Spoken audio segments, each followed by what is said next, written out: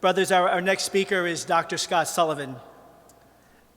Scott has a PhD in philosophy from the University of St. Thomas in Houston, Texas, and he was raised in a non-denominational household. And one of the things that was the driving thing in his life was martial arts, and apparently he was very, very good at it, but it wasn't enough. And eventually his own journey and searching and discovery and finding a book on Catholic apologetics led him to the Catholic faith. And he's become a tremendous apologetic. You may have seen some of the resources that he has available here. We're very excited to welcome Dr. Scott Sullivan. Dr. Scott Sullivan.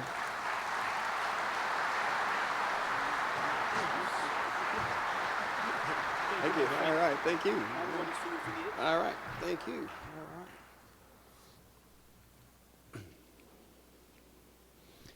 I have here a book in my hand called The God Delusion by Richard Dawkins. Heard some grumbles. Raise your hand if you've heard of this book. Raise your hand. Some people. Raise your hand if you've read this book. One? Two? A couple? All right. Yeah, whether you read it or not, a lot of people do. It says here this is a New York Times bestseller, and obviously Richard Dawkins' point in here is to convince everybody that belief in God is a delusion, that you're all wasting your time right now. And this book has influence. These aren't the kind of circles where people read those kinds of things, right? Typically. But a lot of people do. Let me give you one story. A friend of mine is a professor of theology at the Franciscan University of Steubenville. And he told me about a time when there were 3 Catholic young ladies, students at the university, new students. And they were sitting around one night and they were talking about this book. They got to talk about this book. And 2 of them decided they were going to read it. They were going to read it because they were going to refute Richard Dawkins. They were going to make fun of him. They were going to go through this silly atheist stuff, make short work of him, and that'll be that. Well, they read the book, but that's not what happened. What happened was, by the time these girls got to the end of that book, they became convinced by his argumentation. They became atheists themselves. And then they started going back to the 3rd girl who had declined to read it, making fun of her, teasing her for believing in all that silly Catholic stuff. And this is just one example of what's going on in our culture today. Let me give you some stats that I ran across. This is from a study that came out in 2014, Center for Applied Research into the Apostolate. Very troublesome stats. Since the year 2000, so in a 14-year time span, right? Since the year 2000, 14 million Catholics have left the faith. 14, it's about 1 million a year. Infant baptism has dropped by 28%. Adult baptism has dropped by 31%. Sacramental Catholic marriages have dropped by a whopping 41%. And for every person that joins the church on Easter, 4 more leave. So you got a net loss there of about 3, right? So I think it's safe to say that we're living in an age of mass apostasy. It's important to realize today in the West, in the United States, that we live in a post-Christian culture. A culture that has once tried Christianity, but has now moved on to what they think are bigger and better things. Been there, done that, we know about all that stuff, and they moved on. So there is a lot of hostility today, intellectually and morally speaking, against belief in God and against the Catholic Church. Now, there are a lot of factors for this, right? A lot of reasons, I think, both inside the church and outside the church have kind of caused this situation. However, my focus here is just on one fundamental problem here that almost everyone misses. And the title of my talk is called What Every Catholic Needs to Know About Their Faith. And the fundamental problem is this, that most people in the world do not think Catholicism is true. Right? You see that? I mean, like atheists, Muslims, whatever. They don't think it's true. If they thought it was true, they'd be Catholic. But they aren't. So in other words, the point I want to get across to you is that there is a huge intellectual war going on right now. An intellectual war. It's not just a moral battle, it's that, but it's more than that. It's not just a spiritual battle, it's that too, but it's more than that. It's an intellectual battle, it's a battle over minds. And that's what I want to talk about today. Because I think that what every Catholic needs to know about their faith is that there are good reasons for thinking that it's true. Let me say it again. There are good reasons for thinking Catholicism is true, and every Catholic needs to know that. Now, this topic is especially close to my heart, and let me tell you why. I was raised in a loving Christian home, evangelical Protestants. I prayed. I was born again. I went to church every Sunday. Then I grew up, got into high school, and like many people, I fell away from Christianity in high school. I didn't believe it anymore. I became an agnostic. That is, someone who is not sure if God exists or not. And I did this not primarily because I was a sinner, even though, of course, I was a sinner. But I did it primarily for intellectual reasons. I consider myself a skeptical, reasonable, logical person. And I had never been given any good reasons to think that Christianity is true. It always was kind of an emotional thing, and a blind faith thing, and I just wasn't buying it anymore. It seemed to me like a Santa Claus for grown-ups. And so I left. I got into martial arts, spent most of my life doing that. Still do that, by the way. But back at that time, I was a professional kickboxer, which doesn't pay very much. So I was a bouncer on weekends, supplement, and in college. And one time it was funny. I was sitting there being a bouncer in a bar, sitting by the front door. And I started thinking about Christianity. I thought, you know what, I'm going to write down all my reasons why Christianity's false. I'm going to write down all my objections. So I go over to the bartender. I said, hey, give me one of those tablets, you know, those tabs they write the drinks on.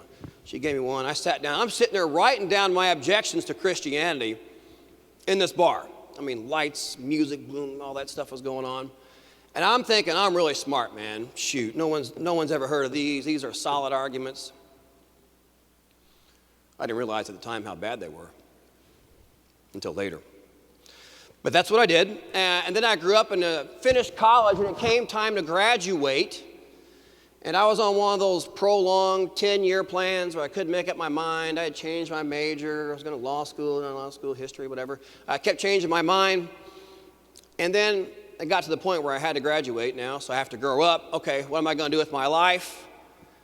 And that prompted some philosophical questions in me, like, okay, well, what's the purpose of life anyway?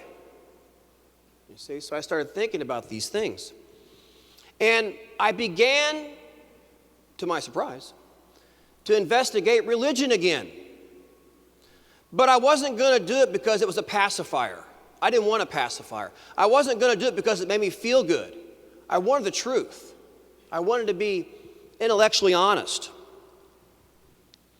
And so one time, in the process of this discovery and journey, I went into a Barnes & Noble bookstore in the religion section.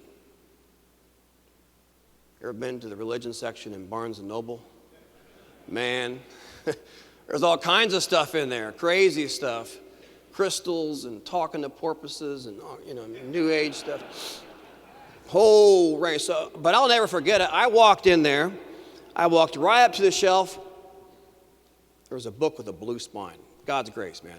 I walked up and pulled this book off. Don't know why I picked that book. Boom, pulled it off. The title was A Handbook of Christian Apologetics by Peter Kraft and Ronald Ticelli. I opened this up. I thought, man, this is amazing. I think it was like $13. I bought this book, took it home. I was blown away.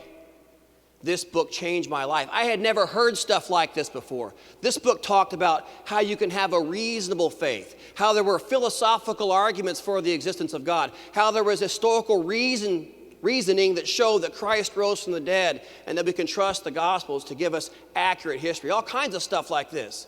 I was floored. I was amazed. In all my years upbringing as a Christian, man, no one ever taught me this stuff.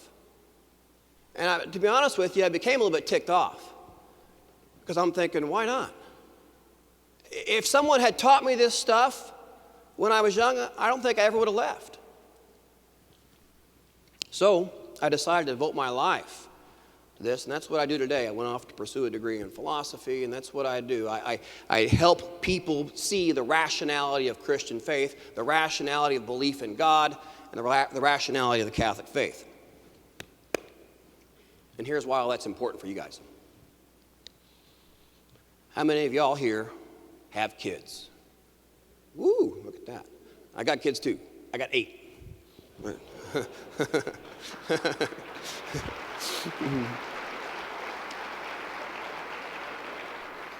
All right. Now, how many of us here want to raise your kids in such a way that they stay Catholic? Of course, me too. That's like the most important thing on my mind as a parent, right? I'm sure it is yours too. That's our hope. But here's the reality. Some bad news. The reality is that most parents won't succeed in this goal. The reality is that your kids will probably lose their faith. At least that's what the stats say, and the numbers don't lie. And you may be wondering, well, why, how does this happen, or whatever. Follow me here for a second. Take your typical 19-year-old Christian girl, Catholic girl. She's 19 years old, raised Catholic all her life, a virtuous young lady. Her will has been formed. Her moral formation is sound. Man, this is a good girl. She desires the true good, all right? I've seen this happen. But now it's time to go off to college. And there she begins to encounter various moral temptations which, she's never had to deal with before. Temptations that go against her moral upbringing as a Catholic. Temptations that are enticing not only in themselves, but also because of the social benefits they'll bring. You'll fit in, you'll be liked, you'll be cool if you do these things. And like any temptation, they seem attractive. They seem good. Part of her wants to engage in them. I mean, after all, she wants to fit in. She wants to be liked, right? She wants to have fun. But her faith has taught her that these things are wrong, that she should not do them. So this inner struggle kind of intensifies. She reasons that even though I'm enticed to doing X, I feel pulled to doing X, whatever X is. She reasons I cannot do X because my faith says X is wrong. My faith says I should not do these things. But now comes another kind of challenge. She's told by impressive-sounding science professors that human origins can be completely explained by a process of genetic mutation and natural selection. She's told by her liberal arts teachers things like all truth is relative, that Christians are bigots and did horrible things in history, that we should be tolerant, and that the Bible is just full of myths, stories, and contradictions. She begins to feel embarrassed about telling her friends she's Catholic. She begins to doubt her faith. She wonders, how do I even know my faith is true? And if it's not true, then heck, why can't I go out and do all these fun things? She turns to her mom for help. Mom doesn't really have any answers. She goes to her pastor for help. The pastor says, you got to have faith. But she knows that's what all religious people say. She wants to know why she should have this faith rather than maybe some other faith, or maybe no faith at all. And the people she trusts the most can't give her an answer. This poor girl, this poor Catholic girl, has been naively sent off to the front lines of a war, the culture war. She is untrained, she's ill-equipped, and she is exposed and vulnerable to these moral and intellectual challenges against her faith. What do you think she's going to do now? Well, did you know that a number of surveys have shown that 60 to 90% of Christian kids lose their faith in high school or college? Sure, there are a number of reasons for this, but I would like to suggest to you that a principal reason is because these kids have not been properly trained in what I'm talking about. They have not been properly trained in how to deal with the intellectual challenges against their faith. Sure, I said she has a good moral formation. She has moral virtue. Her will has been oriented towards the good. And as far as that goes, she could have handled most moral challenges. But, as St. Thomas Aquinas taught, the will must work in cooperation with the intellect. In other words, if the intellect falls, the will falls too. She can't deal with it. She can't handle these intellectual challenges to her faith. Dare we say it? Dare we say it? Her Catholic parents have done her a disservice. Her Catholic community has done her a disservice because she's never been given any reasons to think all this important stuff is true. And we send her off to an environment where that stuff is attacked. She's not been trained in what has classically been called the demonstratio Christiana, the science which shows that Jesus Christ claimed and proved himself to be a divine messenger sent by God to teach a doctrine of salvation that is obligatory on all men. Science better known as Christian apologetics. Her education didn't cover these things. So now she's starting to think that the Catholic faith is just that, a Santa Claus for grown-ups. Now, just to prove to you that I'm not making all this stuff up, I have an article here. National Catholic Register, familiar with that? All right. This came out in last September 2016. Title, Catholics are leaving the faith by age 10, so what can parents do about it? Researcher Mark Gray at the Center for Applied Research in the Apostolate stated, the whole concept of faith is losing credibility in the young, who do not see God or religion measuring up to science. I got to share with you part of this. It says, young Catholics are leaving the faith at an early age, sometimes before the age of 10, and their reasons are deeper than just being bored at Mass. That's not the big problem anymore. That's the least of your worries. Those that are leaving for no religion, and a pretty big component of them saying they are atheist or agnostic, it turns out that when you probe a bit more deeply and you allow them to talk in their own words, they are bringing up things that are related to science and the need for evidence and a need for proof, said Mark Gray, a senior research associate at the Center for Applied Research in the Apostolate at Georgetown. He says, it's almost a crisis in faith. In the whole concept of faith, this is a generation that is struggling with faith in ways we haven't seen in previous generations. In exploring why young Catholics were choosing to leave the faith, he noted, quote, an emerging profile of youth who say they find the faith incompatible with what they are learning in high school or at the university. In a perceived battle between the Catholic Church and science, the Church is losing. Of those who had left the faith, only 13% said they were ever likely to return to the Catholic Church. So most ain't coming back. Why do they do this? The most common reason given for leaving the Catholic faith was that they stopped believing in God or religion altogether. This was evidence of a desire among some of them for proof, for evidence of what they're learning about their religion and about God. It is a common trend in the popular culture to see atheism as smart and faith as a fairy tale. All right. So my purpose today, my brothers, is to relay one point, one simple point.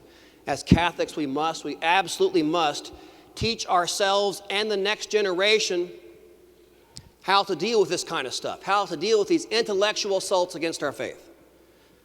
To paraphrase the Christian thinker Francis Schaeffer, if this generation doesn't give answers, the next generation is going to think, must not be any. You see, most Catholics have absolutely no idea how to handle this stuff. They have no idea what to say when someone asks them, why do you believe in Jesus rather than something else?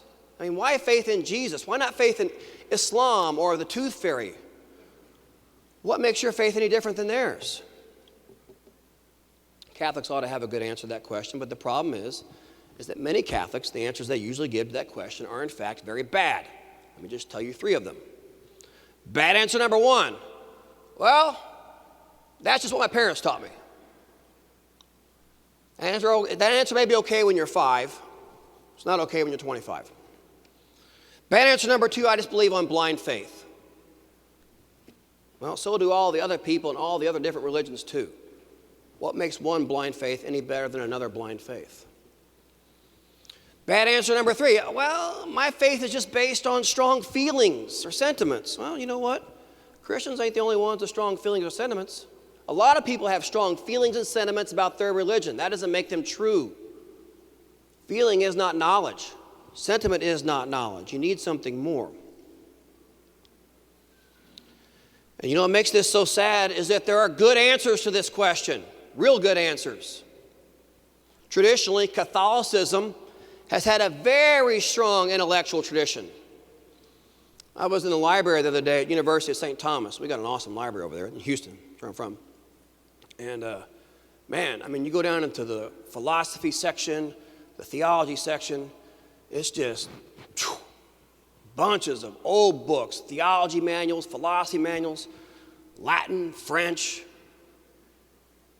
What struck me when I saw this is Dawkins hasn't even scratched the surface on dealing with those guys.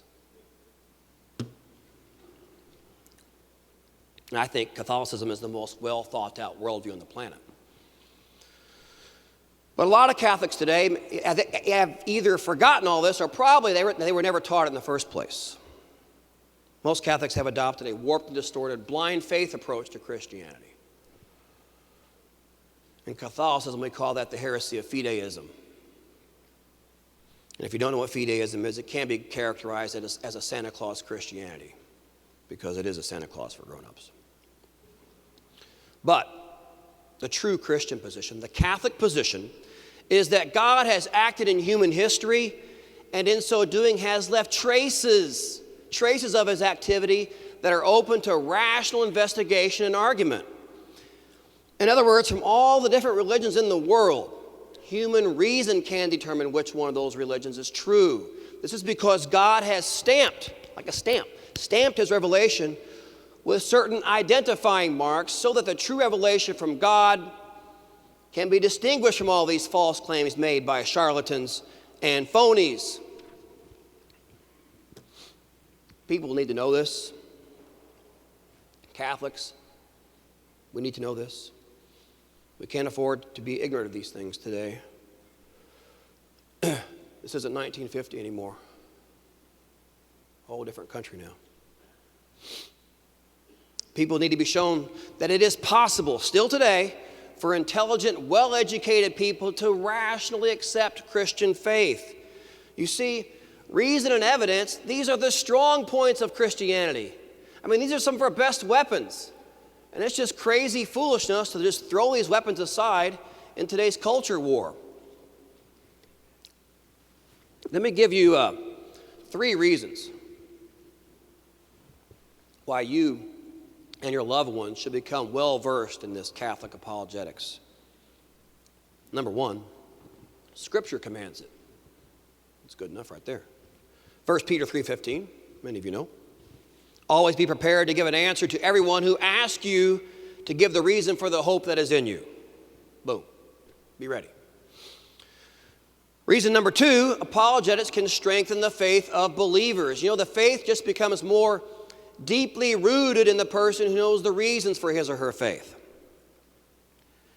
And I always say that when you insist on a strictly emotion-based faith, you're really just shortchanging yourself out of the incredibly rich intellectual side of the Catholic tradition. And number 3, of course, apologetics can help unbelievers come to the faith by removing any intellectual barriers. Sin isn't the only reason why people don't become Catholic. A lot of people think that. Oh, Joe Blow over there, the reason why he's not Catholic is because he's addicted to some vice, he's got some kind of moral hang-up. But that's a common problem. That's not the only problem. A lot of times, like I said, people don't become Catholic because they don't think it's true. I've heard this a lot.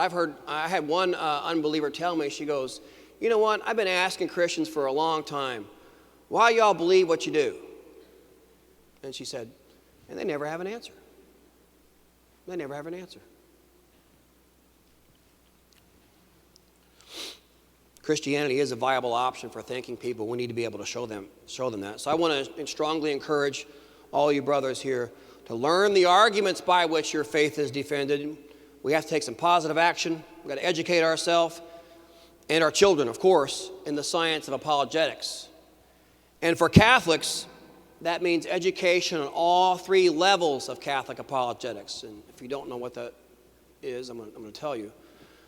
Fundamental level number 1 for apologetics is the existence of God. That God exists, classically called the demonstratio religiosa, the demonstration that there's a religion in the first place. Because if God doesn't exist, you can forget all of this kind of religion discussion. Don't even bother.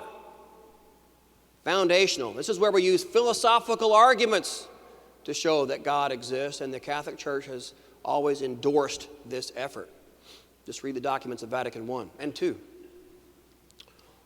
That God exists, showing the existence of God.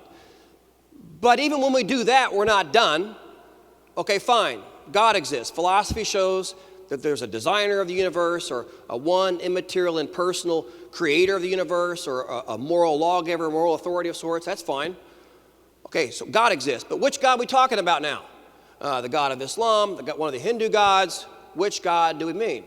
That brings us to step 2 of the Catholic apologetical method, that Christ is that God, classically called the Demonstratio Christiana, where we show that Jesus Christ is that God. You know that God we learned about in philosophy class, the one immaterial creator and all that stuff? Well, now he's revealed himself in the person of Christ. See, so we narrow it down. God exists. Boom. Christ is that God. Boom. But we're still not done, because there are a whole lot of Christian denominations out there. Which one of these churches, which one of these people teach what Christ really taught? We've got all these competing versions of Christianity. See, we're still not done.